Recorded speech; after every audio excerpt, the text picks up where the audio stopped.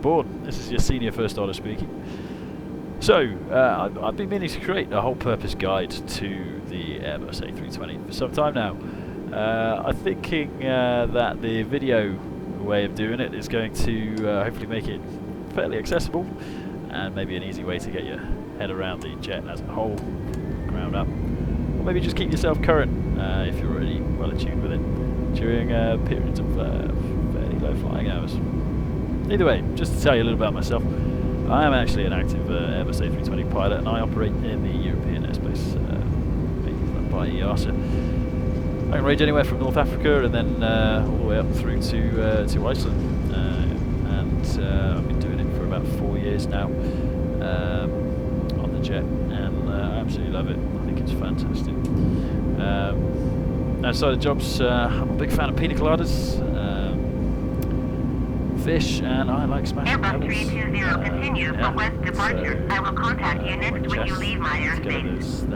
That seafood, because it's tasty as. Airbus 320, you are leaving my airspace. Anyway, back to the point. I'm going to be referencing the flight control brake manual Tower for the most Airbus part. Alpha Sierra X-ray 320 frequency change. Procedures and the limitations part.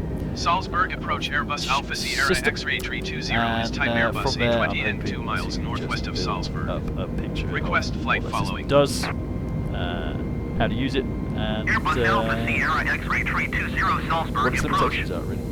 I'd like to say that as well, I'm very new to all of this. I'm just a humble first on it. Squad 0403 Airbus if there's any way I can 320. improve, please do leave a like and a comment, and hopefully I can improve the service.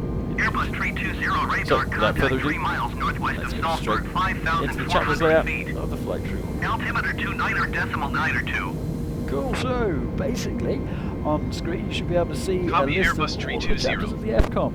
Now the first thing is, I'm going to be an absolute maverick and a daredevil and tell you that we're not going to go over all of these chapters in this video series, at least initially, unless people really like things.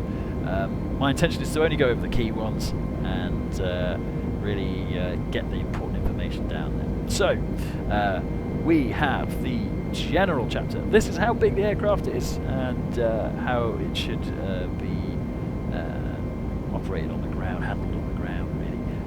From there we've got the auto flight chapter. This is a big one, very dry, but basically it's all about the FMGS, the Flight Management Guidance System. This is a really fancy bit of kit, and it really drives home how automated the Airbus is, really. It's got the two bits, really, the management part and the guidance part. The management part is the bit that plans the flight, really, how fast you're going, what altitude you should be at, what speed you should be doing, what pressure the cabin should be at, and the guidance part, which is things to do with the autopilot and a little thing called the flight director, which gives a little crosshair on the primary flight display that the pilots can use to follow to do what the aircraft thinks is the most efficient flight path, or the most appropriate path to take.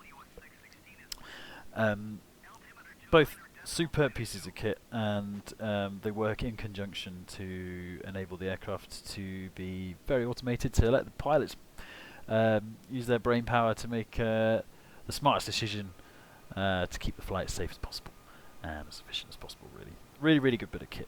Down from there, we've got the air conditioning system. This is what gives us all of our breathable air and a lovely, wonderful temperature, and how we control that temperature and the pressure at different periods of the flight. And after that, we've got the electrical system. I intend to do the electrical system. It's driven from a few generators on board the aircraft, both on the engines. We've got one driven by something called the auxiliary power unit, which I'll go over in a little bit. And we can also get electricity from the batteries. There's also an emergency generator driven by a little propeller, a ram air turbine, little turbine that drops out the side of the aircraft in the event that some things go really wrong. And finally, you can literally just plug the aircraft in on the ground and it will run off electricity. So many different ways we can get electricity on the Airbus, and it's all driven from this chapter.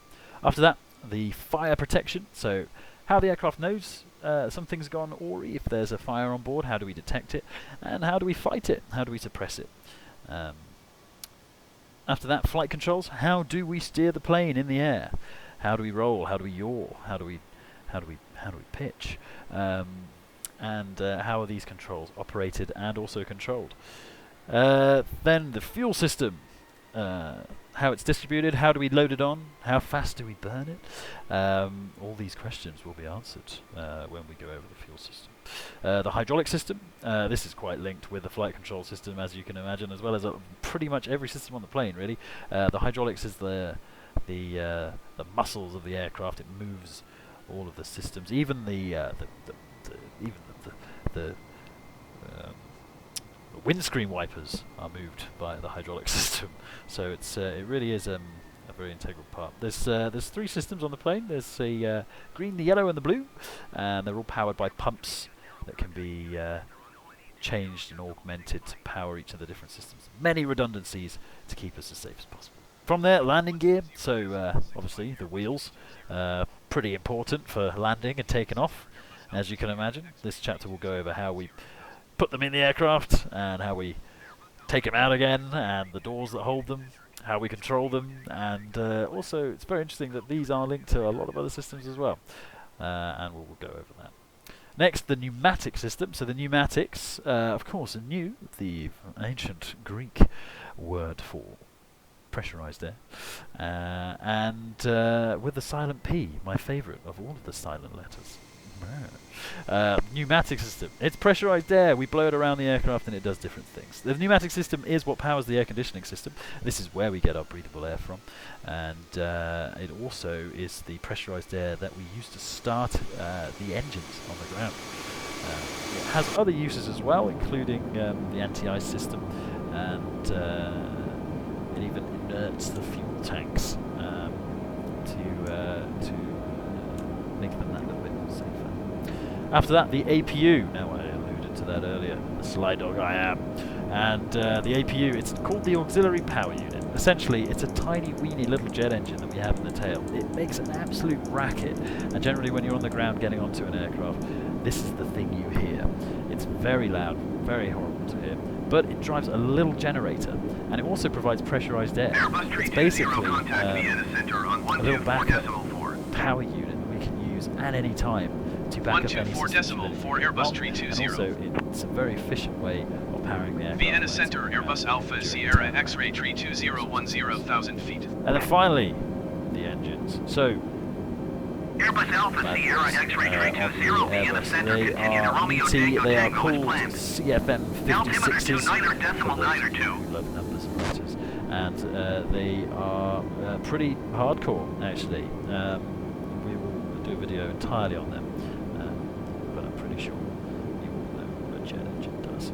So, here we have all of the chapters in the systems description page, and what we're intending to go over in this series of videos. So, you bunch of eager beavers, that rounds up pretty much everything I wanted to cover in this introductory video.